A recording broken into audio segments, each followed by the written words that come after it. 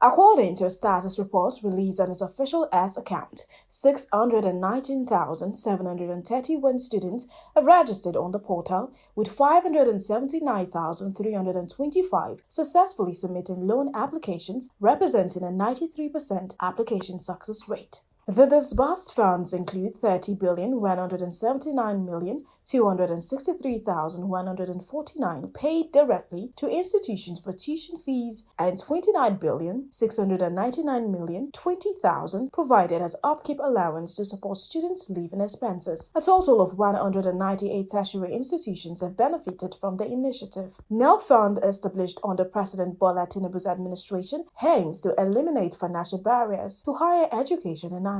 The fund emphasized the importance of collaboration with educational institutions, state governments, and student associations in achieving its objectives. The Niger Delta Development Commission has reaffirmed its commitment to leveraging digital innovation and technology as tools for sustainable development in the Niger Delta region. This was disclosed by the Commission's Director of Corporate Affairs, Seledi Thompson Wakama, following the launch of the second edition of the Potaka Tech Expo, sponsored by the NDDC.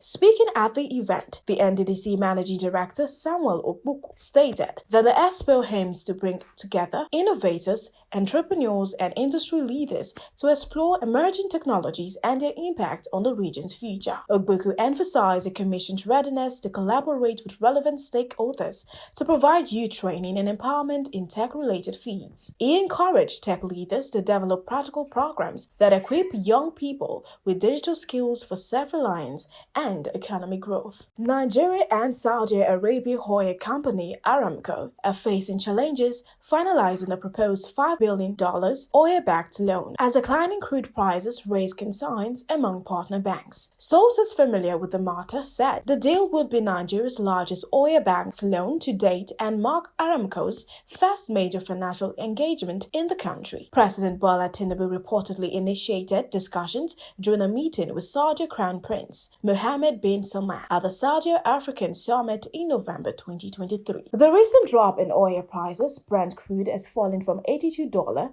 to around $65 per barrel, which has caused banks to reconsider their participation due to concerns over Nigerians' ability to meet oil delivery commitments. Underinvestment in the country's oil sector has further complicated production targets. The loan is part of a broader $21.5 billion foreign borrowing plan Tinubu presented to support the national budget. Sources said Gulf banks and at least one African financial institution are involved in the talks, though their identities have not been disclosed. Neither Aramco, Nigerian state oil firm NNPC, nor the country's Finance and Petroleum Ministry have commented on the negotiations. Sterling Oil Exploration and Energy Production Company Limited and the Petroleum and Natural Gas Senior Staff Association of Nigeria have resolved all outstanding issues following a truce brokered by the federal government. The agreement, facilitated on June 4, 2025, comes after a series of collaborative engagements aimed at promoting industrial harmony and sustainable growth in the oil and gas sector.